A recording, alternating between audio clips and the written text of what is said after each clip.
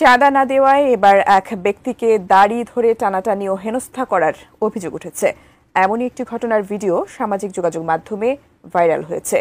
এরই মধ্যে অভিযুক্তের বিরুদ্ধে থানায় লিখিত অভিযোগ দায়ের করেছে ভুক্তভোগী। তবে ২৪ ঘন্টা পার হলেও অভিযুক্তকে ধরতে পারেনি পুলিশ।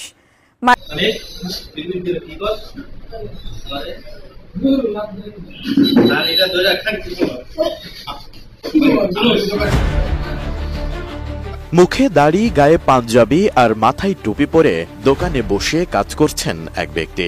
পাশে আছেন আরো কর্মচারী। এমন সময় বাইরে থেকে সেবা নিতে আসেন আরেক ব্যক্তি। কিন্তু কোনো কিছু বুঝে ওঠার আগেই তিনি হঠাৎ করে পাঞ্জাবি পরা ব্যক্তির দাড়ি ধরে টানাটানি শুরু করেন। সেই সাথে অকথ্য ভাষায় গালাগালি সহ মারধরেরও অভিযোগ উঠেছে নাসিম ভুইয়া নামের ওই ব্যক্তির বিরুদ্ধে।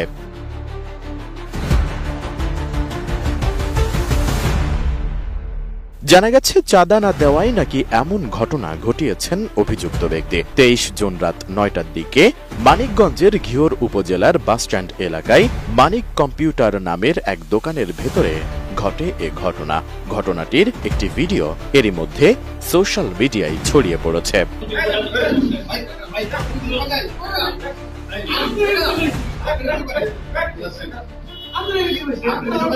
নাসিম ভুইয়া ঘিওর উপজেলার বাসস্ট্যান্ড এলাকার মোশাররফ হোসেন ভুইয়া ওরফে বাচ্চু ভুইয়ার ছেলে। স্থানীয় সূত্রে জানা গেছে, তিনি টিন ব্যবসায়ী। বর্তমানে তিনি পলাতক।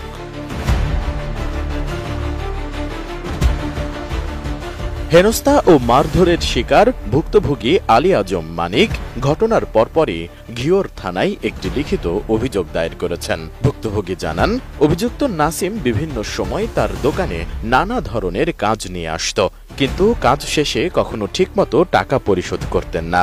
পাওনা টাকা চাইলে বরং নানাভাবে ভয়ভীতি ও হুমকি ধামকি দেওয়া সহ উল্টো চাঁদা দাবি করেন তিনি।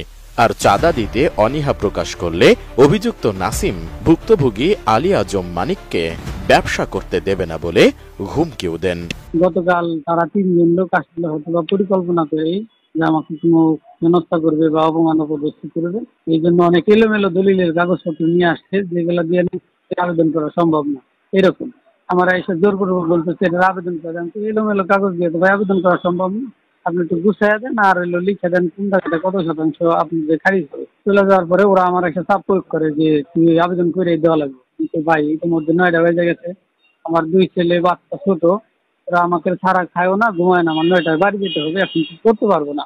দোকান থেকে বেরিয়ে তারা 3 জন লোক ছিল, 3 জনে কি আলাপ আলোচনা করে, আলাপ আলোচনা করে সে আবার দোকানে ঢুকে আমার দাড়ি ধরে আমার চর থাপ্পড় দেয়, বিভিন্ন হুমকি টুমকি দেয়। মামলার বিষয়টি নিশ্চিত করেছেন ঘিওর থানার ভারপ্রাপ্ত কর্মকর্তা মোহাম্মদ রফিকুল ইসলাম।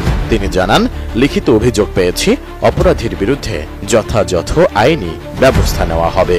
আজকে লিখিতভাবে আজম সাহেব যে আছে যে ঘটনার শিকার অভিযোগ করছে, আমরা একটা মামলা নিয়েছি। এই ব্যাপারে আইনগত যে ব্যবস্থা গ্রহণ করে আমরা সর্বোচ্চভাবে সেই কাজটা করবো আর কি। যেহেতু এই ধরনের একটা সেন্সিটিভ একটা বিষয়ের সাথে জড়িত, তাকে তো গ্রেফতার করতেই হবে, আমরা তো সর্বোচ্চভাবে চেষ্টা করবো। এদিকে ভিডিওটি শেয়ার করে অভিযুক্ত নাসিমের বিচারের দাবি জানিয়েছেন জাতীয় নাগরিক পার্টির উত্তরাঞ্চলীয় মুখ্য সংগঠক সার্জিস আলম। মঙ্গলবার তার ভেরিফাইড ফেসবুক আইডিতে ভিডিওটি শেয়ার দিয়ে ক্যাপশনে সার্জিস লিখেন, যত পরিচয়ই থাকুক না কেন, এই নরপশুর শাস্তি নিশ্চিত করতে হবে।